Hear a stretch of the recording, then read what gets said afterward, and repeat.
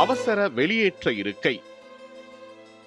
1942 ஆண்டு ஜனவரி 13 விமான வரலாற்றில் ஒரு முக்கியமான திருப்புமுனையாக அவசர வெளியேற்ற இருக்கை முதன்முறையாக பயன்படுத்தப்பட்டது. இந்த தொழில்நுட்பம் விமான விபத்து அல்லது அவசர நிலைகளில் விமானி உயிர் தப்புவதற்காக உருவாக்கப்பட்டது. இரண்டாம் உலகப் போர் காலத்தில் போர் விமானங்கள் அதிக வேகத்திலும் உயரத்திலும் பறக்கத் தொடங்கின.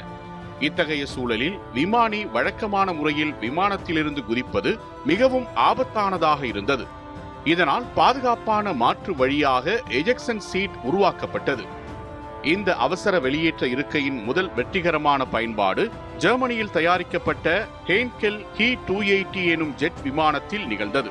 1942 ஆண்டு ஒரு சோதனை விமான பயணத்தின் போது விமானி இந்த இருக்கையை பயன்படுத்தி பாதுகாப்பாக உயிர் தப்பினார்.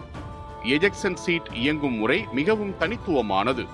அவசர நேரத்தில் ஒரு கைத்தடி அல்லது பொத்தானை அழுத்தும் போது சக்தி வாய்ந்த இயந்திரம் அல்லது வெடிப்பு சார்ந்த அமைப்பு விமானியை இருக்கையுடன் வெளியே தள்ளுகிறது. இந்த தொழில்நுட்பம் விமானியின் உயிரை காப்பாற்றும் வாய்ப்பை பெரிதும் அதிகரித்தது. குறிப்பாக தீப்பற்றல், கட்டுப்பாடு இழப்பு அல்லது வானில் மோதல் போன்ற ஆபத்தான சூழ்நிலைகளில் இது மிக முக்கியமானதாக அமைந்தது.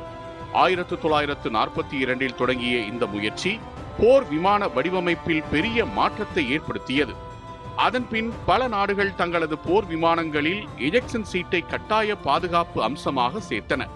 போருக்கு பிறகு இந்த தொழில்நுட்பம் தொடர்ந்து மேம்படுத்தப்பட்டது. அதிக உயரம், குறைந்த உயரம், அதிவேகம் போன்ற பல்வேறு சூழ்நிலைகளிலும் செயல்படக்கூடிய வகையில் எஜெக்ஷன் சீட் வடிவமைக்கப்பட்டது. இன்றைய நவீன எஜெக்ஷன் சீட்டுகள் விமானியை வெளியேற்றிய பின் தானாகவே குடைத்திறக்கும் வசதியுடன் உள்ளது. இதனால் விமானி பாதுகாப்பாக தரையிறங்க முடிகிறது.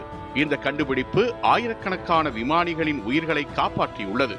விமான பாதுகாப்பு துறையில் இது ஒரு புரட்சிகர முன்னேற்றமாக கருதப்படுகிறது.